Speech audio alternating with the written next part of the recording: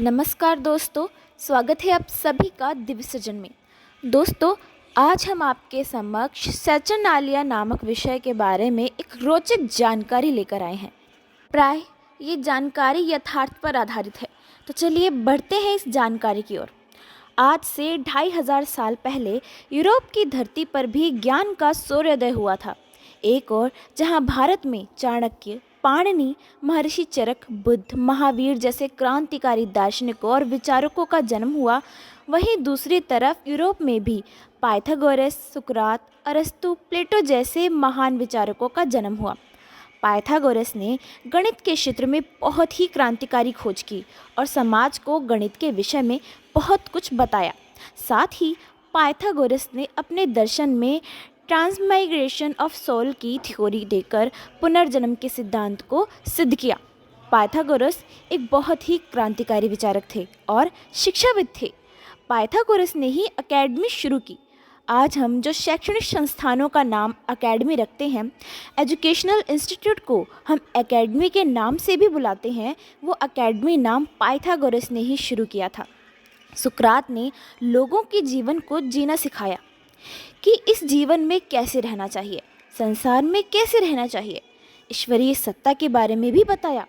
प्लेटो ने यूनिवर्सलिज्म का सिद्धांत दिया। प्लेटो और अरस्तु के दिए गए ज्ञान से यूरोप के अंदर वैज्ञानिक खोज शुरू हो गई। यूरोप के अंदर वैज्ञानिक चर्चा शुरू हो गई और प्रकृति के रहस्यों को जानने की खोज एक के बाद एक विद्वानों ने शुरू कर दी। लेकिन अचानक यूरोप की इस प्रगति पर, यूरोप के इस दार्शनिक और वैज्ञानिक विकास के ऊपर एक ग्रहण लग गया और ये ग्रहण था क्रॉस का। जी हाँ, ये ग्रहण था क्रिश्चियनिटी का, ईसाईयत का। आज से 2021 साल पहले कहते हैं क्रिश्चियनिटी, ईसाईयत का प्रचार शुरू हुआ। ईसाईयत के प्रचार में एक विशेषता थी कि इसमें लोगों को किसी एक गॉड और उस गॉड के तथाकथित पुत्र जीसस क्राइस्ट का फॉलोवर बनाया जाता था। लोग गॉड व जीसस के, जिसको हम ईसा भी कहते हैं, के फॉलोवर बन जाते थे। उनको ये जो फॉलोवर बनाने का तरीका था, उसका आधार सिर्फ चमत्कार था। चमत्कारी बातें थी कि तुम ईसा से जुड़ जाओ, तुम क्रिश्चियन बन जाओ, तुम गॉड को मानने लग जाओ, तुम्हारे जीवन में बहुत सारे चमत्कार होंगे, तुम्हारे दुख दूर हो जाएंगे। तुम अगर अंधे हो तो आंखें आ जाएंगी, तुम अगर बहरे हो तो तुम्हें सुनने की शक्ति मिल जाएगी। बहुत तरह तरह की चमत्कारी और भूत प्रेत की बातें लेकर लोगों को क्रिश्चियन बना दिया जाता था। क्या ही तो लालच, क्या ही तो डर। धीरे धीरे ये प्रचार बढ़ता गया। एक देश, एक शहर, एक राज्य और फिर दूसरा राज्य ईसाईयत के इस प्रकार ने प्रचार सा रूप ले लिया और इस प्रचार ने धीरे धीरे राजनीतिक रूप धारण कर लिया। अब लोगों को ईसाई बनाने का जो उद्देश्य था, वो सिर्फ गॉड और ईसा से जोड़ना ही नहीं होता था, बल्कि उन्हें राजनीतिक रूप से गुलाम बनाना भी होता था। किसी राज्य पर शासन करना और लोगों को गुलाम बनाकर रखने के लिए भी ईसाईयत का, क्रिश्चियनिटी का प्रयोग होने लगा था। क्योंकि जो लोग आसानी से बात नहीं मानते थे या राजा का विद्रोह करते थे, अब वो गॉड के नाम पर हर बात मानेंगे, गॉड और बाइबल के नाम पर हर बात मानने के लिए मजबूर हो जाएंगे। ऐसी विचारधारा के साथ ईसाईयत का प्रचार अब शुरू हो गया। एक ईसाई देश का राजा अगर वो अपने पड़ोसी देश पर कब्जा करना चाहता है या उसे जीतना चाहता है, तो अब वो सैनिक नहीं भेजता था दूसरे देश में, अब वो ईसाई प्रचारकों को भेजता था। ईसाई धर्म के प्रचारक दूसरे राज्य में जाते और वहाँ की आम जनता को जीसस और क्रिश्चियनिटी से जोड़ना शुरू कर देते। उन्हें समझाना शुरू कर देते कि तुम क्रिश्चियन बन जाओ, गॉड को मानो, जीसस को मानो, क्रॉस को मानो। इस तरह से मानो तुम्हारा कल्याण होगा। और इस तरह से भावनात्मक रूप से उनको समझाकर वो उन्हें जोड़ना शुरू कर देते और लोग ईसा से जुड़ना शुरू कर देते। जब वो देखते कि राज्य का लगभग एक हिस्सा या एक चौथाई जनता अब हमसे जुड़ चुकी है, तब धीरे धीरे वो सब लोग राजा से ईसाई मत की मांग करते कि हम तो ईसाई बन चुके हैं, हमारे लिए अब चर्च बनवाइए। चर्च बनाया जाता राजा के द्वारा। चलो सही, राजा ये सोच नहीं पाता कि आखिर ये चल क्या रहा है। राजा उस गहराई में सोच ही नहीं पाता कि क्या क्या कोई राज्य, क्या कोई दूसरा राजा इस तरह से भी आक्रमण करेगा। और यही होता गया। धीरे धीरे जनता में ईसाइयों की संख्या बढ़ने लग जाती, और जब बढ़ जाती इतनी हो जाती कि वो अपनी ही जनता को भड़का सकते हैं युद्ध करने के लिए, यहाँ तक कि अपने ही सैनिकों को अपने ही राजा के विरुद्ध में भड़का सकते हैं।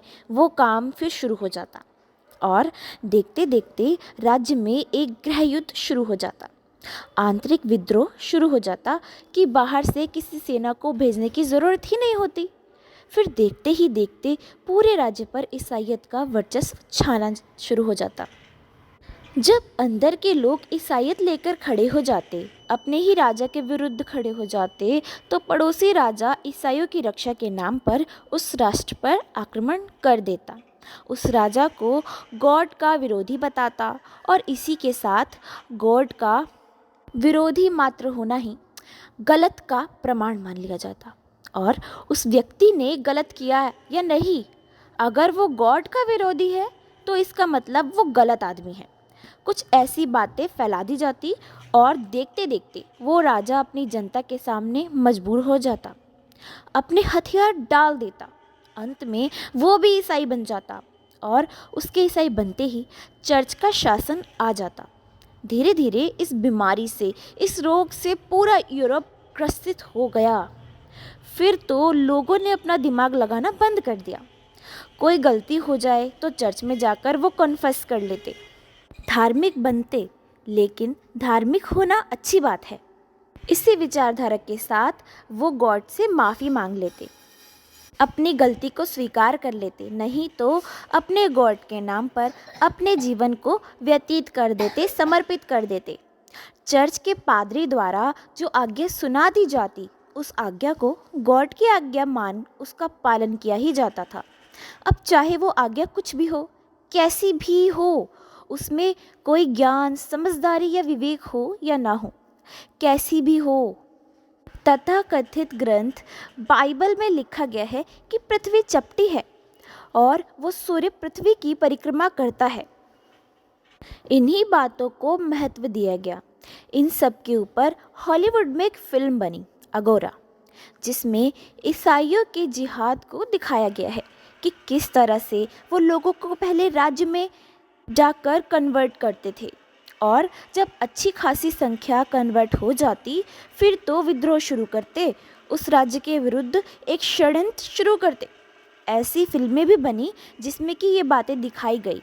तो इस तरह से ये यूरोप धीरे धीरे चर्च के अधिकारिया कब्जे में आ गया और शुरू हो गया एक लंबे समय का अंधकार। ऐसा अंधकार युग जो 1000 वर्षों का अंधकार युग था। लोगों ने अपनी बुद्धि लगाना बंद कर दिया, विवेक शून्य हो गए, पूर्ण रूप से निर्भर हो गए गॉड, पादरी और चर्च पर। पादरी जो कहते वो वही करते। पादरी द्वारा किया गया हर कर्म अच्छा ही होता है, क्योंकि उसे गॉड ने ऐसा करने के लिए कहा है, उसे गॉड ने सीधा निर्देश दिया है। इसीलिए तो पादरी को कोई पाप नहीं लगता। यदि कोई क्रिमिनल है, पापी है, हत्यारा है, अगर वो क्रिश्चियन बनने के लिए तैयार हो जाए तो उसे सारे पापों से मुक्त कर दिया जाता है। उसे कहा जाता है कि अब तुम ईसाई बन गए, इसलिए तुमने आज तक जितने भी कुछ कुकर्म किए हैं उन सब की माफ़ी हो चुकी है। ऐसी बात उसकी बुद्धि में डाल दी जाती थी।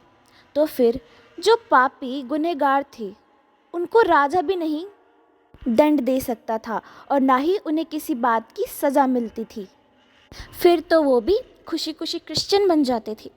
गुनाहों की सज़ा से बचने का ये सबसे आसान तरीका था कि तुम क्रिश्चियन बन जाओ। इसी तरह से ईसाईयत फैलती रही और अंधकार युग फैलता गया। पूरा यूरोप अंधकार युग में डूब गया। सारे वैज्ञानिक खोजों पर प्रतिबंध लगा दिए गए। जो ये कहेगा पृथ्वी सूर्य की परिक्रमा करती है वो दोषी होगा और उसे गॉड का विरोधी समझकर मार दिया जाएगा। इसी तरह से कोपरनिकस की हत्या कर दी गई, गैलीलियो की हत्या कर दी गई, ब्रूनो की हत्या कर दी गई। लेकिन धीरे धीरे लोग सोचने पर मजबूर हो गए कि ये हम क्या से क्या बन गए। कहाँ अरस्तु के दिए विचार, प्लेटो के दिए विचार, पाइथागोरस का गणित, सबको यूरोप ने भुला दिया और ईसाइयत के इस राहु ने पूरे यूरोप को 1000 वर्ष का ग्रहण दे दिया। अंधकार युग, और उसी अंधकार युग से अब निकलने की तैयारी यूरोप में शुरू हुई। और उस समय जितने भी विचारक हुए उन्होंने ईसाइयत का पुरजोर विरोध किया, चाहे वो किरकेगार्ड हो, निश्चय हो, शत्रु हो या वर्कल हो, चाहे वो दार्शनिक हो या वैज्ञानिक हो, कार्ल मार्क्स हो, उन सब ने एक मत से, एक ही आवाज़, एक ही स्वर से लोगों को जागरूक करना शुरू किया। तुम अंधकार युग से जागो, वो इससे बाहर निकलो, जो इस अंधेरे, इस चारों ओर छाए हुए अंधेरे से घिरे हुए हैं, जिनकी बुद्धि ने देखना बंद कर दिया है। इस अंधकार युग ने अनेकों षड्यंत्र किए और लोगों पर शासन और उनका शोषण किया। इसी प्रक्रिया में रोम के इतिहास की एक घटना आती है कि पहले रोम में 17 दिसंबर को एक पर्व मनाया जाता था जिसका नाम था सैटर्नालिया। सैटर्नालिया पर्व सैटर्न नामक एक देवता के सम्मान में मनाया जाता था। सैटर्न देवता का मतलब शनिदेव। लेकिन रोम के राजा ने देखा कि रोम का राजा तो खुद ईसाई बन गया और उसने खुद ने ईसाइयत को अपने राज्य में बढ़ावा दिया, लेकिन देखते देखते सत्ता चर्च के हाथ में चली गई। राजाओं को बाद में पश्चाताप हुआ, उन्हें बाद में समझ आया तो उन्होंने भी इसका विरोध किया। अब सत्ता चर्च के हाथ चली गई, राजा भी ईसाई बन गया, पर सैटर्नालिया अभी भी मनाया जाता था। फिर क्या हुआ कि धीरे धीरे वो बहुत लोगों को समझाने में सफल हो गए, यानी एकजुट हो गए और सफल भी हो गए कि अब तुम सैटर्नालिया मनाना बंद करो। और उन्होंने उसी दिन पर सैटर्नालिया के आसपास ही एक नया त्यौहार मनाने की प्रक्रिया शुरू की। लोगों को समझाना शुरू किया कि सैटर्नालिया मनाना बंद करो। बहुतों ने बंद भी कर दिया, वो ईसाई बन गए। फिर भी बहुत लोग जो अपनी पुरानी परंपराओं में विश्वास करते थे, उन्होंने कहा कि नहीं, सैटर्नालिया तो हम मनाएंगे, और वो सैटर्नालिया मनाते रहे। शनिदेव की अगर हम अपनी भारतीय भाषा में कहें तो शनिदेव की पूजा करते थे वो। तो अब रोम के राजा ने सोचा कि ये जो लोग सैटर्नालिया मनाते हैं, इनकी इस सैटर्नालिया की समस्या को कैसे ख़त्म किया जाए, क्योंकि सीधा सीधा विरोध करने पर तो जनता विद्रोह कर देगी, उसको ये सब गलत लगेगा और राजा को सब गलत समझ बैठेंगे।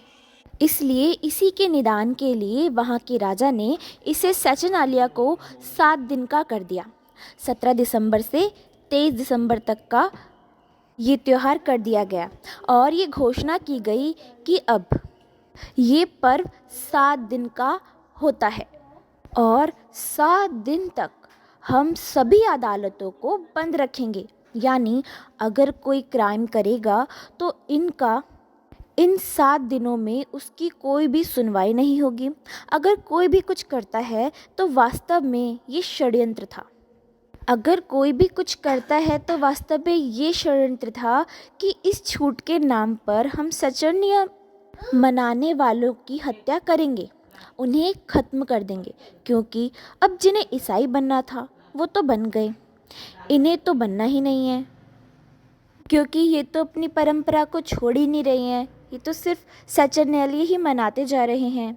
इसी चलते सारी अदालत और पुलिस व्यवस्था को बंद कर दिया गया और ये ऐलान कर दिया गया कि 7 दिनों के अंदर अब जो करना है करें। किसी को मारना है, लूटना है, बालात अपहरण करना है, जो करना है करें। इस तरह मनाने की घोषणा कर दी गई और देखते देखते 7 दिनों में सैटर्नालिया मनाने वाले लोगों को ख़त्म कर दिया। उन्हें लूट लिया गया, स्त्रियों के साथ उत्पीड़क व्यवहार किया गया और उसके बाद इस खुशी में कि सारे लोगों को क्रिश्चियन बना दिया, जो क्रिश्चियन नहीं थे उनकी हत्या कर दी। इस खुशी में एक नया पर्व शुरू किया गया। 25 दिसंबर को क्रिसमस। कुछ ईसा के जन्म दिवस के रूप में इस पर्व को मनाते हैं, लेकिन इसका कोई भी प्रमाण नहीं है कि ईसा का जन्म 25 दिसंबर को हुआ था।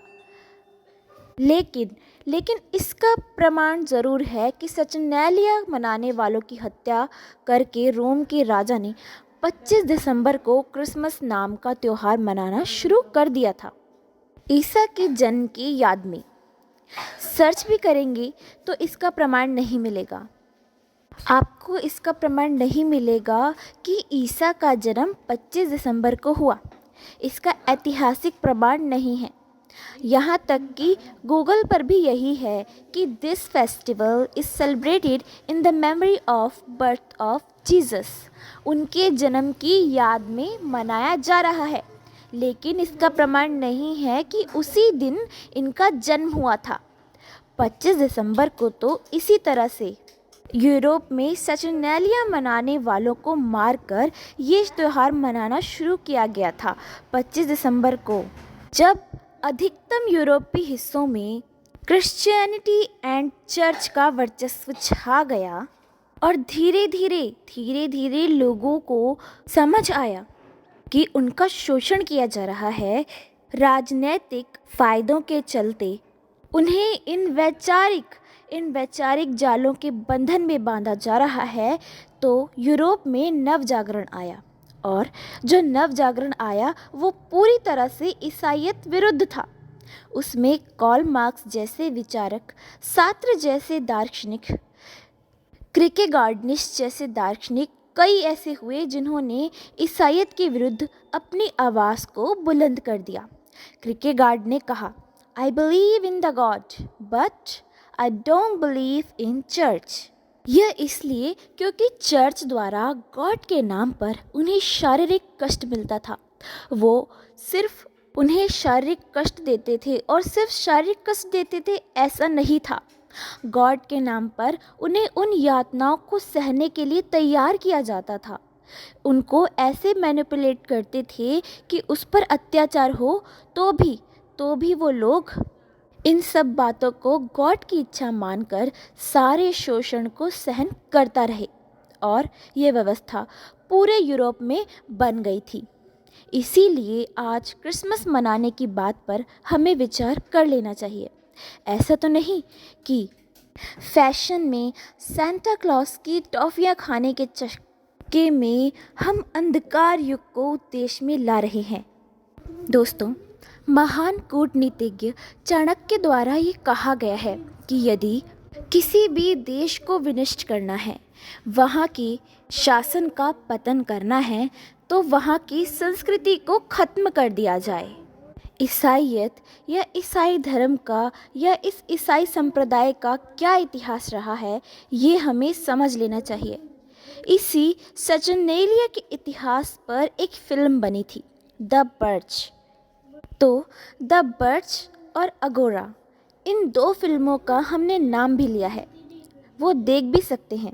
इनके बारे में जानने के लिए ईसाईयत प्रचार कैसे होता था, इसको जानने के लिए अगोरा देखिए, और सैटर्नालिया में जो होता था वो जानने के लिए आप द बर्च भी देख सकते हैं। तो दोस्तों, हमें भी हम सबके अंदर छुपे कार्ल मार्क्स जैसे, किर्केगार्डनिस्ट जैसे दार्शनिकों को झकझोर कर नींद से उठाना होगा, सतर्क रहना होगा। तो ये सच्चाई है क्रिश्चियनिटी की।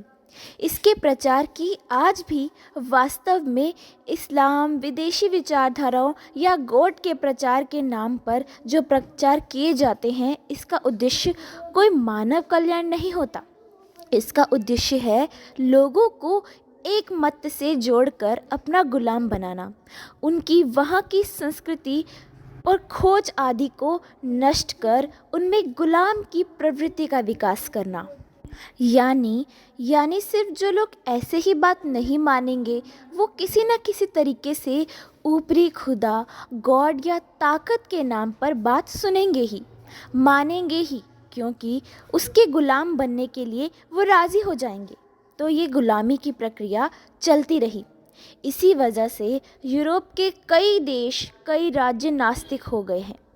वो किसी मत या धर्म आदि को नहीं मानते और नास्तिकता में ही विश्वास करना वो ज़्यादा बेहतर समझते हैं। तो हमारे देश के लोग भी ये समझें कि क्रिसमस मनाना, सेंटा क्लॉज का फैशन, उसकी टॉफ़ी लेना, गिफ्ट अपने बच्चों को दिलाना, कि कहीं इन सब के चक्कर में हम अपने समाज को और आने वाली पीढ़ी को या फिर देश को अंधेरे में तो नहीं डुबो रहे। तो इन पर चौकन्ना रहें। इन्हीं बातों पर विवेकानंद स्वामी ने कहा था कि मॉडर्न सेप्टिकल आउटलुक का प्रसार होगा, यानी आधुनिक अंधविश्वास फैलेगा, जो कि पुराने धार्मिक अंधविश्वासों से भी कई ज़्यादा, कई गुना भयानक होगा। इसलिए खुद से जानें और समझें और इतिहास का ज्ञान रखकर जानें कि कैसी घटनाएं घटी, उनके क्या परिणाम हुए। तो निश्चय ही ऐसी किसी भी प्रकार की अंधकार भरी विचारधारा को हम प्रसारित नहीं होने देंगे। धन्यवाद।